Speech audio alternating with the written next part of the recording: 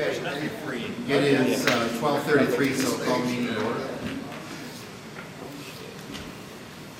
And we just need Danny and Gary.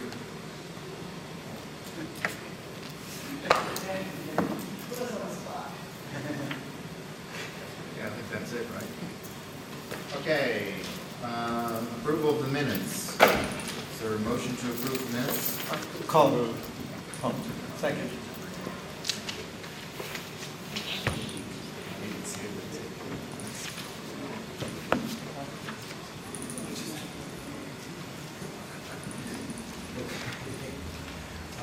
Sorry, who made them up? Dave and Secretary? Are there any changes to the minutes? Okay, all in favor of approval of minutes, say aye. Aye. Opposed, say no. And are there any abstentions? Yes, Alex Soto abstains. Do we need to abstain because we were not here for yes? No, you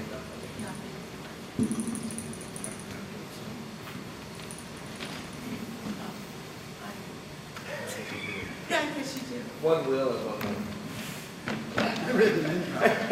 Neither of you were here. That's right. Okay. Public comments.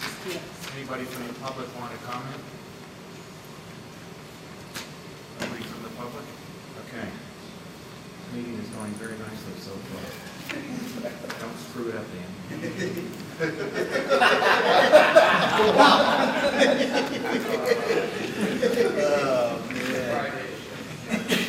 Does that mean we're not going to talk about the Mr. Gable's system? No, that'll screw it up.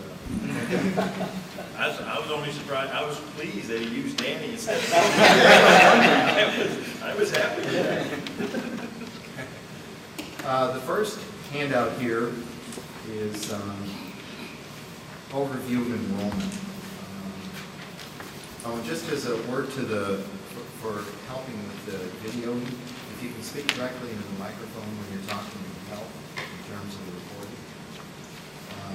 Okay, so the overview of the enrollment. What this does, this is the first crack at splitting this up in some useful form. This will further develop through Bob Miller's area as the next couple of weeks go by.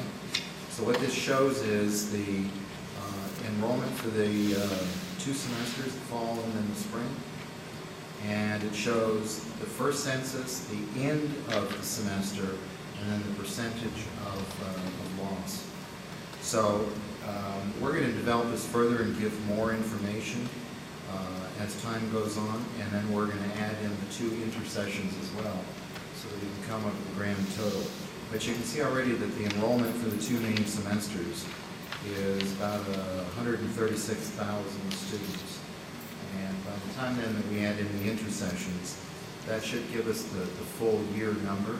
That would be the metric that we can use for future years in order to ensure that what we said that we were going to do is insulate students as much as possible from any budget cut. So if anybody has any questions, Bob Miller would be thrilled to answer them. I would be. And first of all, real quick on the enrollment through 5/4/2012, obviously that's what we have now because the semester hasn't ended yet, but we do expect that the percentage loss percentage will go up a little bit, obviously.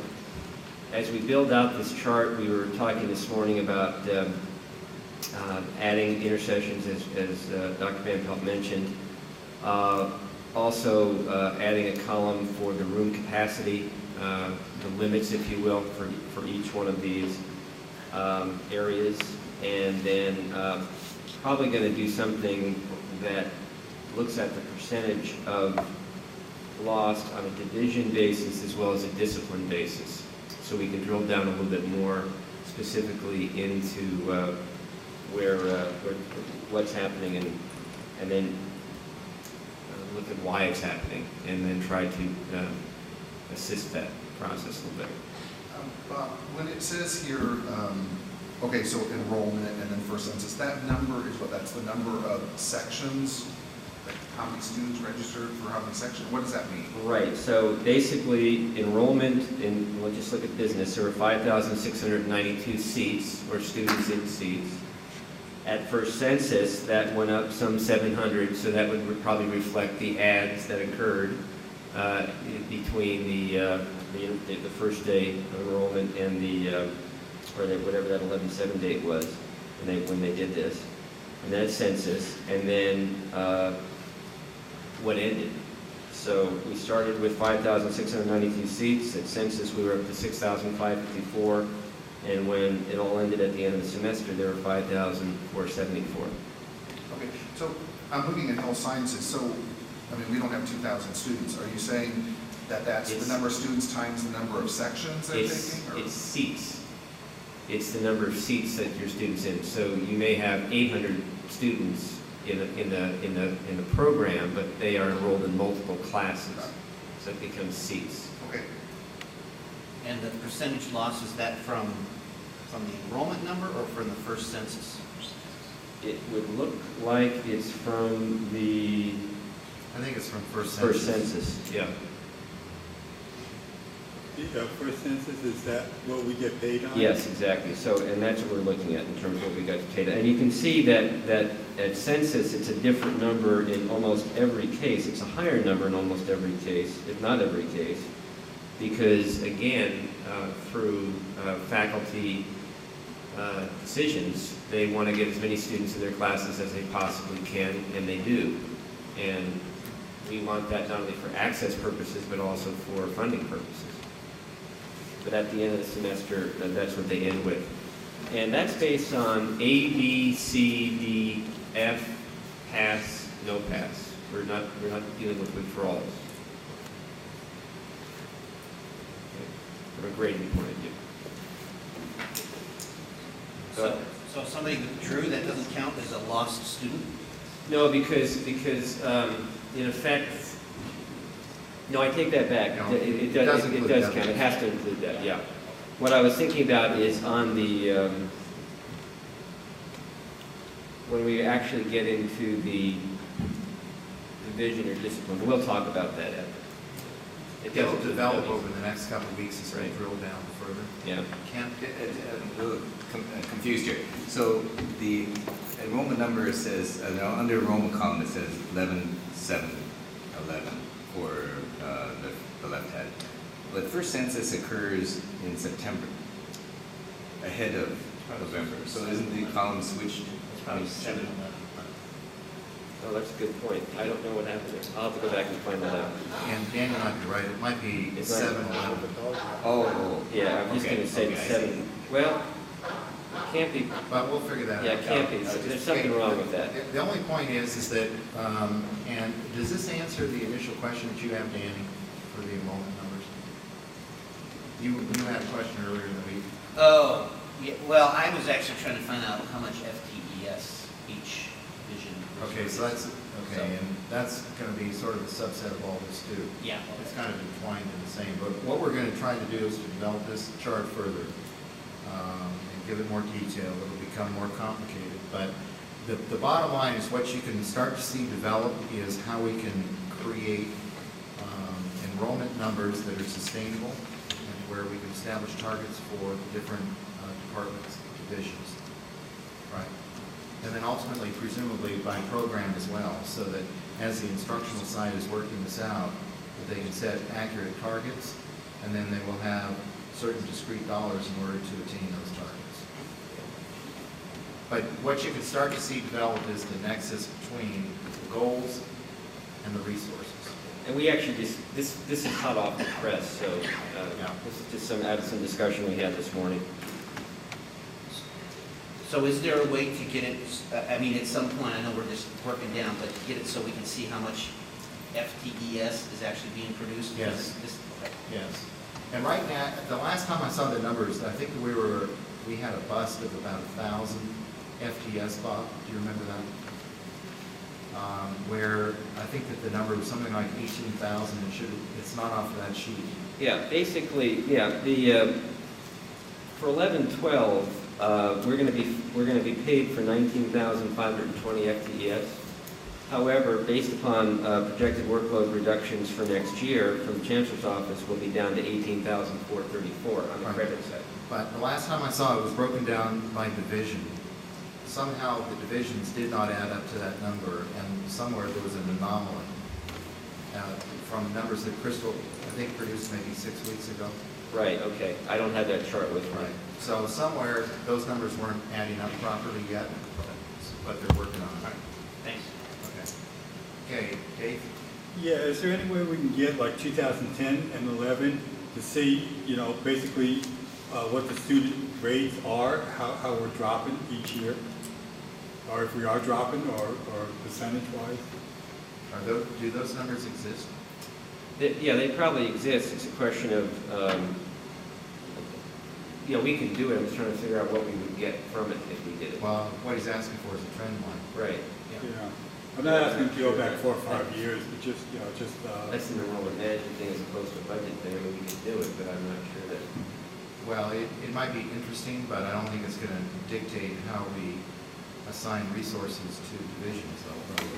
At least not yet. I mean, if anything, this is a new way for even the divisions, the faculty, the deans to look at these things.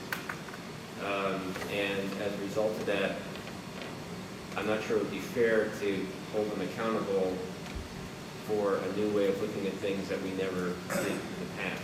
In other words, as we create these new metrics and as they begin to manage based on these metrics, they have to figure out strategies for that. So I think it might be better just to start where we are here, going forward, as opposed to going back, but I could be wrong. So, Well, maybe you can ask Crystal if it's something simple. Okay. If it's a tremendous amount of work, it might be different. Yeah, I think that would be helpful too. And then again, getting the FTES, breaking it down to the FTES just to see. Right. Okay, any other questions on this? Okay, so let me pass out this, which is going to be, as we promised last week. This is the first crack at splitting up the current year budget in a different way. And I put draft only twice, because this is, again, the first attempt that we've ever had at doing it this way. We've split up, as we said we would, the various different new areas, information services and so forth, educational services. You'll see that it all tallies up to $116 million, which is the current year budget. We haven't had a lot of time to slice and dice this, but what I did do is I had an initial pass at, and only for concept discussion, because these are not well-vetted numbers. You'll see the red boxes with the white numbers is an attempt at coming up with next year's budget. Okay, and what you'll see is that it tallies up to $104 million. Now, it's 816,000 on top of that, but what I tried to do is to come up with a way of hitting the number that I think the budget will be, and my estimate is $104 million. So this is, you know, within close proximity where I think the numbers might end up. Now, the theory here is that I took the current year adopted budget and multiplied it by 0.92%, 0.92. So what that would mean is that this represents an 8% budget reduction.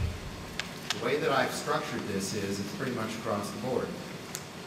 Okay, this is the initial pass to show what the numbers could look like for next year. Now, I don't know if this is the way that it will end up, but it starts to show what the impact would be of the projected or anticipated budget cuts. The way that we could do this is that we could assign block numbers to each one of the vice presidents. So, in this case, off the top of page 1, Bob Bell would get $62.93 million, in exchange for which we would have to produce whatever the final enrollment number is, or FTES number, or both. But we have to produce at least 19,000, whatever that number was Bob just read out, FTES, which of course is the absolute requirement for minimal funding. Or we say that you have to produce so many enrollments. Either way, we can work that out. But to where a certain pot of money goes to each vice president. And then what it would be is that they would have their own internal process by which that money is allocated. As opposed to the central budgeting methodology that we've used here forever, where what we basically do is we have a computer program, we load in old numbers, we add in new numbers, we spit out a document that's 1,000 pages long, we pass it out to people, and they get to read it for the first time when the budget book comes out. So when I said a few weeks ago that this is a radical change in how to do business, it is. That it would be up to, but it's far more free for the individual divisions and departments to. Here's a block grant, go and accomplish the goals. So the first thing that we need to do is talk about that concept, because that is a dollar-based budget concept. Dave? Yeah, what would happen if, like, you gave this to the vice president and he said, there's just no way I can do it? Is there a way for him to ask for more money? Well, no, because there are very few sources of money. Now, we can increase our revenue, and I think that we need to focus far more attention on revenue enhancement. So there are ways for any number of departments to create revenue streams. So in health sciences, they could have a program that actually brought in money. Or it doesn't matter, in a lot of departments we can do that. Or we do what we said with the out-of-state students, where if we had 2,000 more out-of-state students, we would net out $10 million. And all this stuff becomes an academic conversation, because we would have just wiped out any shortfall at all. But ultimately, I think that what is important is that each year we go through a reprioritization process. And that's something we've never done before. We have a status quo budget to where we take last year and we roll it over and we tweak it. Okay, ultimately what that leads to is mediocrity. If each year you're forced to reprioritize and to say, this program is not as important and this one needs to be emphasized, then each time that you go through a budgeting process, the whole organization reprioritizes. And then what you're doing is you're putting your money where your priorities are. We've never done that before.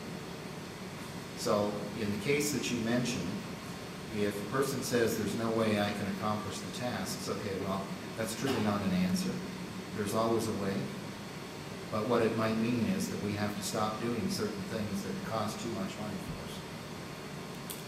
And yeah, there are going to be some difficult decisions along the way. But the reality is that if you don't go through those difficult decisions, you end up being very mediocre again. You cannot be everything to everybody. One more question is, if the ballot measure does pass in November, would we see the money in that year, or would it be the following year?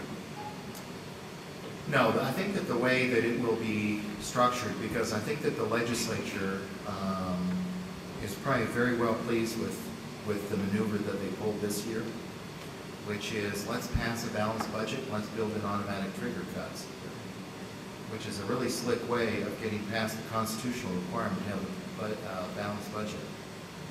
The reality is it wasn't balanced at all, and they knew it when they passed it. But what they also did is they punted it downstream to take the political heat off of themselves. So that, in the month of December, they knew full well that their projections wouldn't pan out. But they kicked the ball down the field a little bit, and in December there were automatic trigger cuts. So I think that what they're going to do this year is going to be somewhat similar. Is that they can build a budget and they'll build in automatic trigger cuts, and it lets them completely off the hook. So the budget will be built, I believe, as though that ballot initiative passes. Because that way they can avoid the difficult decisions of what to cut. If it does pass, then there would be no change to the budget. If it does not pass, then the automatic triggers would change. That's how I think it will work. In any event, we have to adopt a budget based on non-passage, with a contingency plan for passage. Because otherwise, the impact is going to be double by the time that half the years roll through. And the last half of the next fiscal year will be a disaster. So let me ask a question. It's kind of related to, I guess, planning, right? We need to develop a technology master plan, and the technology master plan needs to include technology needs on the instructional side of the house as well as the non-instructional.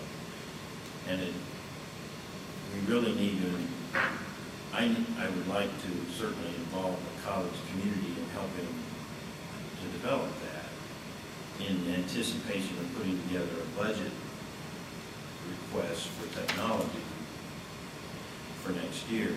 And I guess in light of time and where we are in the timing of things, it's late to be developing that or working with the academic departments and other divisions of the institution. What level of technology are you talking about? Are you talking about the capital end, or are you talking about the operational end? It'll be both. I think operational, I can handle operational issues. It's really understanding, I'm not sure we've ever really asked, particularly, for instance, in the academic community, what type of technology needs are there. And when I say academic, by the way, I also mean students, okay? But and I know some of those needs could be met from a capital planning or capital funding, but we've never asked. And part of what I wanted to do this year, now that we've kind of gotten through most of the year, is to actually go through that process. And I suppose I could still go through that, but if previous institutions doing similar work, typically your need is X and your funding is point X.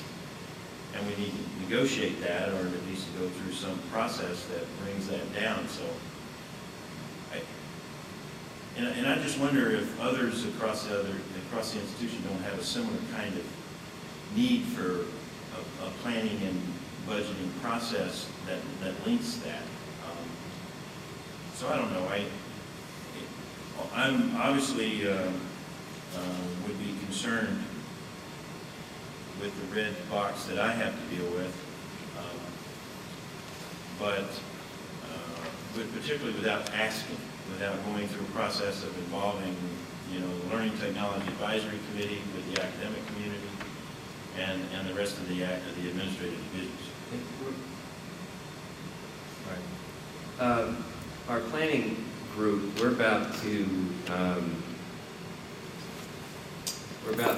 present a planning matrix that is based on the task stream software our planning software, that conceptually starts with the vice presidents first creating their divisional or area plans, and then rolling down into the department, with the area vice presidents working with their managers to basically get agreement on the area goals, the area objectives, and then developing the divisional or departmental goals accordingly as they roll down. This is a little bit of a change from our normal planning cycle. In fact, we should be bringing it to the executive committee in the next 2 or 3 weeks. It's obviously too late to put that into effect this year, but as we move into our accreditation cycle, which we're basically 3 years from our next self-study or next visit, we need to get this plan in place, and it will very clearly link planning and budgeting together. So that's, that's coming very soon, and I know it doesn't address your specific question right now, Dwayne, but it does speak to a structure that will be coming down that will be a, if you will, a 12-month planning kind of a structure, because the area VPs will be asked to develop 5-year plans, and then from there, the divisional folks will, the department folks will develop their plans following them. And there'll be much more discussion about this. In most places, typically the planning process, of course, the budget is supposed to be, the concept was that the budget would be finalized by July, which is not necessarily the case here in California, but that the planning process in preparation for that actually starts in September, October, where you come together by Christmas time with some type of a budget idea that gets discussed and rediscussed at various levels in the spring, and board tentative approval by April, May, Right. June timeframe, and then it goes into effect. So, okay, there's the dream. Now, I guess, how do we, if we have to live with a block, budgeting at this particular time, I understand. It is a little uncomfortable. Although you, I'm sure, would not agree with it at this point, MIS has an area plan in our planning system right now. Every Yes, I've read. department and division in the budget has an area plan that then links to program plan, that then links to unit plans and what have you. Actually, I guess it's area, unit, and then program. It's not optimal, but it's there. And so as managers build their budgets now, theoretically they are basing it on their plans. The truth of the matter is that there's very little discretionary dollars anyway. So when you're dealing with a budget that's 88 to 90% people, health and welfare, it doesn't leave a whole lot left to plan with. Well, They're there. the issue with California is that the governor proposes a budget in January. Within the next week or so, we will get the May revise. Okay, that will provide further clarity on what we expect. Then there's the wrangling that takes place, and sometimes the legislature does not even approve the budget until September, October. And then you have to go through the process of developing your plan. We've had the budget approved by the board, I think as late as October. I think maybe even the end of October, when you're already a third of the way through the budget year. Okay, so in a perfect world, you're absolutely correct, is that this should occur very differently. Our problem is we don't even find out from the Chancellor's office what our budget is in the best of circumstances until the middle of August. And then when the board actually adopts it, which is required by September the 15th, you are a quarter of the way through the budget year that you just approved.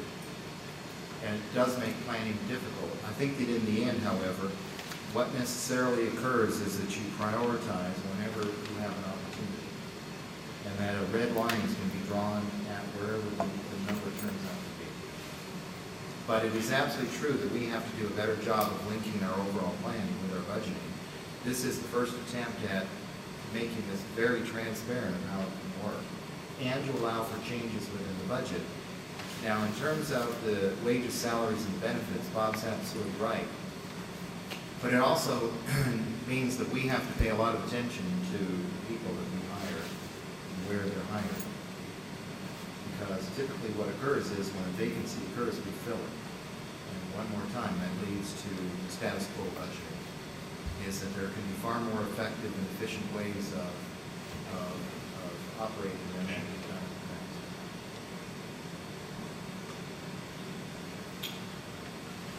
I got a couple of questions on the last thing you handed out.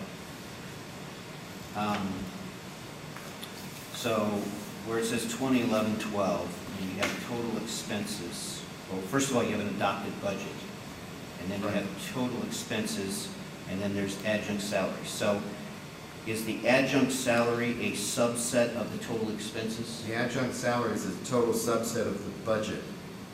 Is that not true, Marie? The adjunct here is included in your total expenses.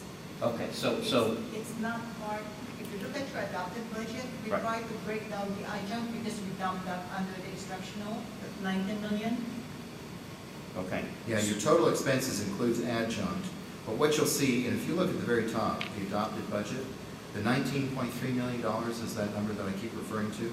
Yeah. That's the adjunct pool.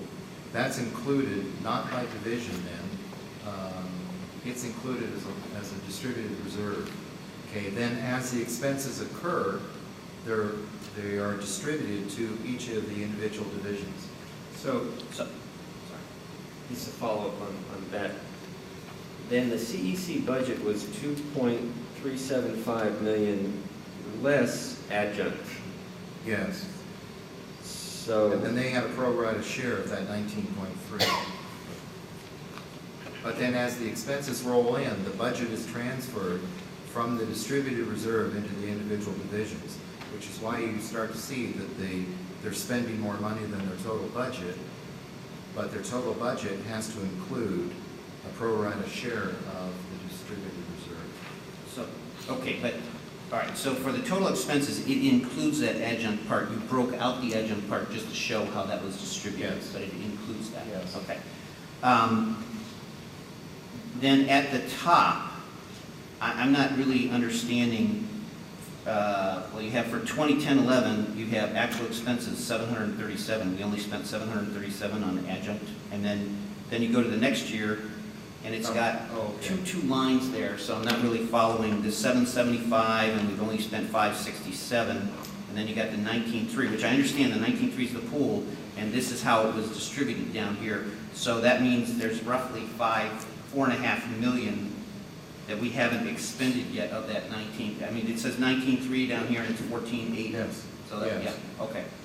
Okay, but what is that top line, the 775 and the that's the 567? instruction office. It's Dr. Bell's instruction. That's the office, okay. Yeah. And then the Yes. other one is for the, okay, okay. Right. Okay. So what happens is that the 19.3 is, if you were to look at the budget, it'll be in cost center 1,000 in the distributed reserve. But if you're going to look at that, then the vice president of instruction's own office would be a $20 million expense. Well, that's obviously not true. Right. It's just where the money is held. Justin? If we distributed money along the dollar-based plan you're talking about, would the adjunct pay also be distributed along with Yes. the full-time, and the individual divisions would now be responsible for distributing that as opposed to this larger pot? Yes, and see, what I would propose is that the entire amount of money, in this case it'd be 92% of $68 million, so about $63 million would go to Dr. Bell. Dr. Bell then would distribute that money, and he could do it the same way with the holding account, or to actually distribute that to each one of the divisions. But the bottom line is that we would just say, Dr. Bell, you have $63 million, and here's a blank sheet. How do you want that money distributed? We would provide him the data for how many full-time people we have, what the benefits are for those full-time people, how much he has previously spent on adjuncts, for example, and he could make determinations. And then presumably what he would do, not speaking for him, is he would go to division deans, and he could further distribute this, and he could say, okay, I'm going to give you $5 million, and you $3 million, and you $8 million. Now what you have to do is come up with a plan of how to divvy that money up between the full-time instructors and the adjuncts and so on and so forth.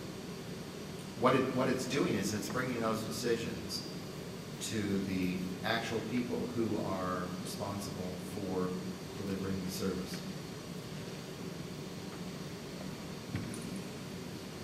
Dave? Yeah, so the 68 million includes the adjunct faculty in that total? Yes. So the 62 million that you're going to go down to will be adjunct also, correct? That's for the entire instructional side of the house. Now, there are still some numbers in here, by the way, that we have to vet through a little bit. This, again, is a brand-new spreadsheet, and we have to understand some of the nuances of what we're saying, because if you go through these carefully, there still are some anomalies that we have to explain. So, for example, funded programs, like the Title V grant that is under our area, is that where the federal grants are, Marie? and the trio programs and things like that? No, when we say funded programs, those are the programs that have grants, funding them, but the money that's coming from the grant, let's say from the state, is not enough. So it's like the district is subsidizing those programs. It's like a revolving fund to try to, for cash flow purposes, basically, yeah. So if we had, No, but in some cases, program expenses supersede the revenue. that's what I'm saying, so the district sort of advances the money, is that right? No, I think Not really advances. we contribute We money. contribute to the program. You contribute more.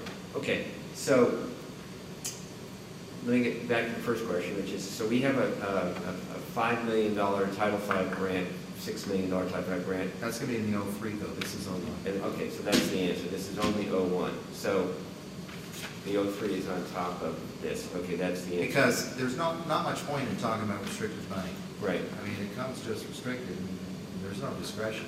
We Right. got money, we have to spend the money in accordance with the rules. That's the answer. Okay, good.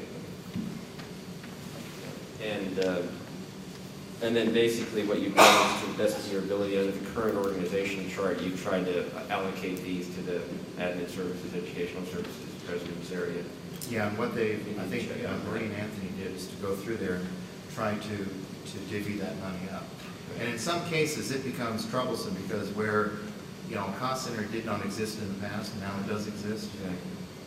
It's one of the reasons why, these historical trend lines over years really becomes problematic when you make an organizational shift that has an effect on a cost center shift. Because the cost center can go down to nothing without a budget cut, it just got moved to somebody else's cost center. And the reverse takes place too, where you can have somebody's cost center pump way up only because we moved something in that used to be in a different cost center. Kent, do you have and then I'll get to Dan Haley. Yeah, this is regarding the block grant idea. I'm a little bit concerned, I suppose, on how this would be implemented. It does seem to be certainly a radical change from the way we typically roll over the budgets, and I can see the value in it. I'm a little concerned about how it would actually be played out at the lowest level. I would imagine that as the vice presidents get their share, they would perhaps divvy it up according to some rationale for the divisions, and the divisions would probably have to be obligated to cover full-time first. And then they'd have some choice points as to what to do with the adjuncts. And that's where I don't know if, how that actually would work out. I don't know if there's a system that's, would be applied equally to all of the different guidelines as to how you go about this. I don't think we've ever gotten to the point of how do we decide if an adjunct should take this class or that class, or should this program stay or not stay. And it could be, so unique to a division that you wanted to keep it going, and other programs not. So I don't know. I mean, it seems so radical. It seems scary to how it would actually be played out at the lowest level, at the instructor level. And I will tell you that there are divisions that carefully do track this stuff. I will also say that most do not. But the net effect is that it does become really important if you're going to manage a budget that, for example, and what Tom mentioned before is that you can combine certain sections in order to gain an efficiency. Okay, well, when you do that, what it does is it leaves you extra resources either to cover a cut or to reallocate for a different purpose. Or another example would be LGI, and I'm a huge fan of LGI. And if you decide that it is better to give an LGI class to a full-time instructor rather than adding another section with an adjunct, then those are decisions that I think should be made at the divisional level, rather than at a budget level on our part, where we just tell you what it needs to be, and you try to accommodate what we've just given to you. I think that it's a far more bottom-up approach to where the decision points are at a lower level, and at a divisional or departmental level, you can help with that budget process. Furthermore, I think that it helps because members of the entire organization at whatever level become a part of the process. Well, I think that's a great idea. I think it's just that because we've never done it that way before, it means a significant amount of rethinking and doing things much differently. So that would be my concern. But otherwise, we're going to be in an unusual position, which we could do, just doing an across-the-board budget cut. Across-the-board budget cuts to me sound very egalitarian, and in the end, they're extremely unfair. And they're mostly unfair because there are some departments that run very lean and mean, very efficiently. Okay, and when you do an across-the-board cut to those departments, it hurts far more deeply than a department that had been operating with extra resource. John, and then, sorry, let me get Dan because I did promise. Rick, I have a question here. I noticed the parts in red, this is the proposed budget for next year, are cuts based on the adopted budget for this year. And I could see that, but as looking through this list, I can see that there's some departments that kind of anticipated this cut was coming and kind of boosted their adopted budget from 2010, 2011 to this year, specifically the President's area, which went from $3 million to $5 million. And I wonder if when you start allocating the money, you might want to go back a couple of years, like take an average of the last 3 years instead of just this year. Well, and it's an absolutely valid point. What I mentioned earlier, there are anomalies. Okay. And I think that what will happen when we get into the real numbers, I think that what we ended up doing was there's probably an ARC holding account or something like that that's built into this. There are still unusual situations to where ARC programs went into the President's area and then were distributed. So this is just the first pass at this because it did really not go from $3 to $5 million. But it's because this is a brand new way for us to do it. This is the first pass, and it's possible if that extra $2 million gets redistributed to various different departments, we have to work that out. And I would like to also emphasize that my red numbers are not a proposed budget by any stretch. It's a discussion point to start to show what the potential impacts of $104 million on the 01 general fund would look like. But yes, this is absolutely the first blush. This was printed not 2 hours ago, and we have not gone through to work out some of these issues. And that was one of them that jumped out. Okay. Yeah, along those same lines, like for Community Education Center, I didn't bring my budget papers with me today, but I'm pretty sure the adopted budget, there's 4 categories, and it totaled about $4 million, not 2.3. But I mean, again, I don't know where these numbers are coming from, but you can see the previous year was 5.3. We didn't cut it in half. I know that as far as what was budgeted for CEC. It went from 5.3 million down to 2.3. That's actually more than half. It's about 60%. So that number doesn't look quite right to me, but I mean, again, I don't know, because I know there's 4 categories for CEC. One says CEC Human Resources, one is, anyway, they totaled up about 4 million. So I'm just trying to figure out why this is 2.375. And just remember, and I don't know the answer, and I didn't bring my budget book this time, but remember, for instance, that in the 10-11, your 5.3 does include your 2.6 worth of adjunct. Whereas your 2.3 does not include any adjunct. Oh, okay, so this number is okay, I didn't understand. Okay, so maybe you said that and I misunderstood. Well, okay. and that's why it's very difficult to compare year on year until Okay. you're really comparing apples But to apples. was there I mean, there must have been some kind of rough estimate as to what the budgeted amount for the adjuncts were going to be for each department, or they would have had no idea what they were going to spend? What we did is we took the previous year, 19.3, and we put it back into a distributed reserve. And then each month, fiscal goes through there and allocates the money out to where by the end of the year, that 19.3 will virtually evaporate it.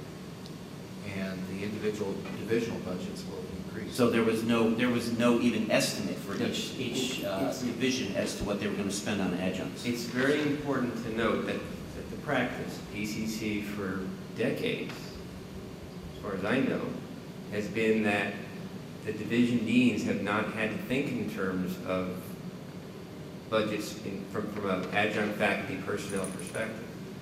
They went out and they hired who they could hire. And if that person was at the top of the scale, fine. If at the bottom of the scale, fine, or somewhere in between. Dollars and cents never came into the equation. Never had to. But just to be clear, a few years ago, we went through and created this distributed reserve. Prior to that, those reserve funds were held in each individual division. And part of the reason is because nobody can predict which adjunct is going to be hired for how much money next spring, because nobody knows that. And it's an unknowable issue. However, what would then occur is that some divisions would have money left over at the end of the year, and others would have gone over. So in order to correct that problem, because we could never predict anything, all those dollars were accumulated and put into the VP's 1,000 cost center. But the end result of that was, even when that was done, is the deans were still never asked to think in terms of dollars and cents when it came to hiring staff. That was the end result. The other thing, just to speak briefly to what Kent was saying a few minutes ago, I know the deans, for example, were in like a 4-hour retreat or something like that with Dr. Dell, anticipating these kinds of decisions and these kinds of discussions in terms of developing schedules that are so-called completion agenda oriented, beginning to think in terms of completion rates on different programs and therefore where to allocate resources based upon certificates offered, based upon transfer rates, based upon all these kinds of metrics. Up and down the state, there are institutions that have developed criteria as to how to go about a scheduled reduction and what the different tiers are. And we are beginning to get into some discussions about that fairly soon. Dustin's is providing some great leadership in that regard. We're going to be talking about that, and I anticipate in the very near future that information might come to this body as we continue to talk that through.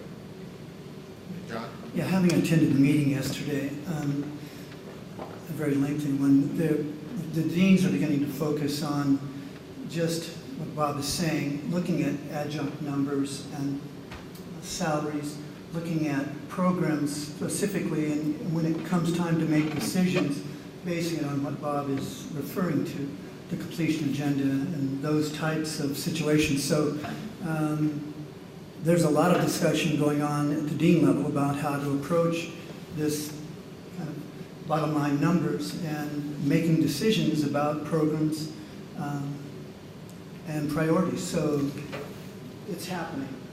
And it's not going to be a wave of kind of influence. The discussions are going on quite regularly now. So, Dustin? I'd like to ask a question of the deans.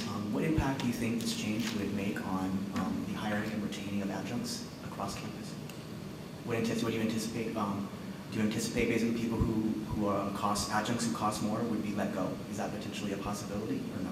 no, I'm not going to speak for Bob L., but the idea that I came away with was you hire the most qualified faculty, but cost is a consideration. And looking at that $19 million and trying to make decisions considering all of the criteria that a certain course might bring. But nothing was, I guess that was, the idea was hire the best faculty member.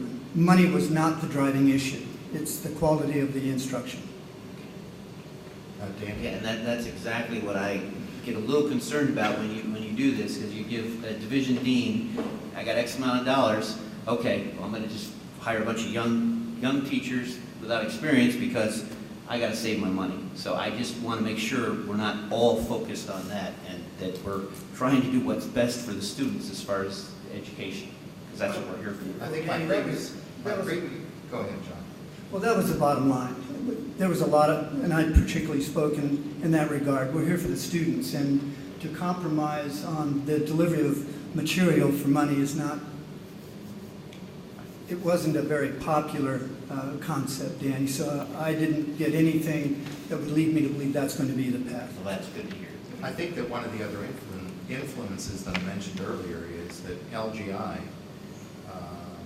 you can have a full-time instructor take on a larger load, and when you calculate and you do the combinations that you can create, you can end up with more LGI to the full-time faculty.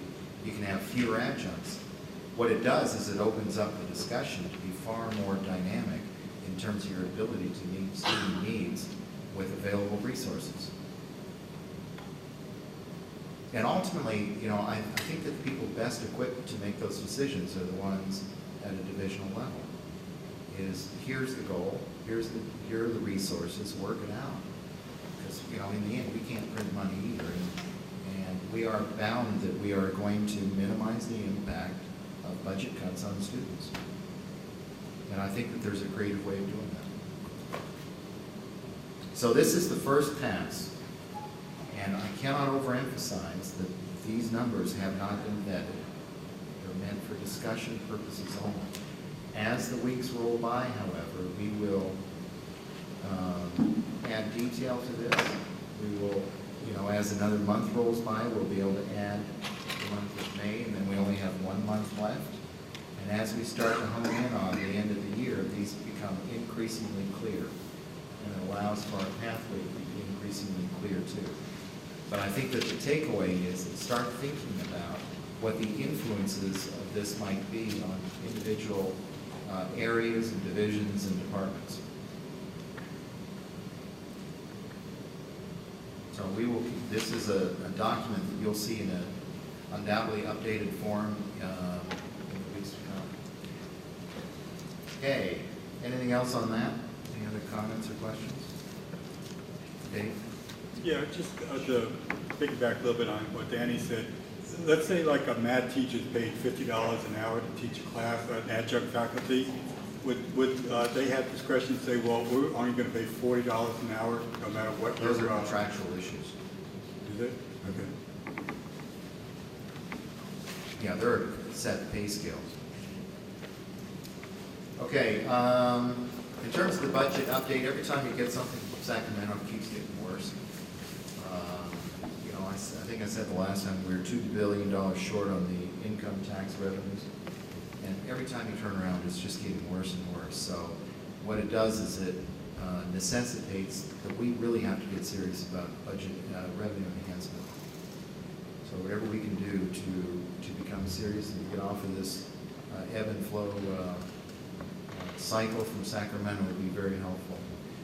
It is, and I don't know exactly when the May revise is coming out, but it's going to be within the next week or so. Do you know what the date is? I believe it should be coming out by the second week of May. Okay, so May 15th is usually what they say. is it 15th? Usually May 15th is what Okay, they so predict. that is going to have a great roadmap for what the governor is thinking.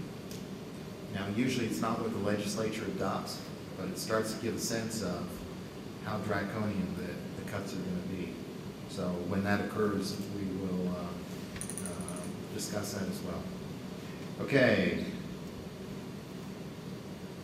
There will be no meeting in 2 weeks from today, because there are other meetings that are having to take place on that day. What's that date?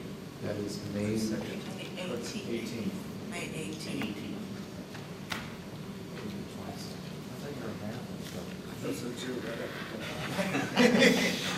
Had it 14 to 4, and you came up with 22. Not easy. It's inflation. Okay, and the other thing that's happening is that the Board of Trustees is only meeting once between now and the end of the fiscal year. That date is June the 16th? 6th, sorry, June the 6th. Then the next meeting is going to be July the 16th. So that was where the 16th. Yeah, that's right. And then there will only be one meeting in July. Yeah. Which means that between now and August, there are 2 board meetings. Okay, so what that also means is that we will adopt a tentative budget for 2012-13 on June the 6th. And so that everybody is reminded of the process, we take the current year budget, we change the dates at the top, and we roll it over. Because what that does is it gives us the statutory authority to spend money, because if we didn't, we would not be allowed to spend any money. And it has no reflection at all on reality, because it's a tentative budget, but it's not like we will take that budget and develop it into the permanent. Tentative gets thrown away and we put in permanent, okay?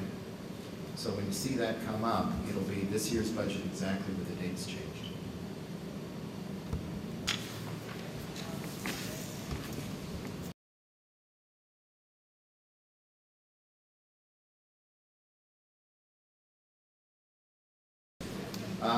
We have the date from Heidi, May 11th. May the 11th. So that's Next Friday.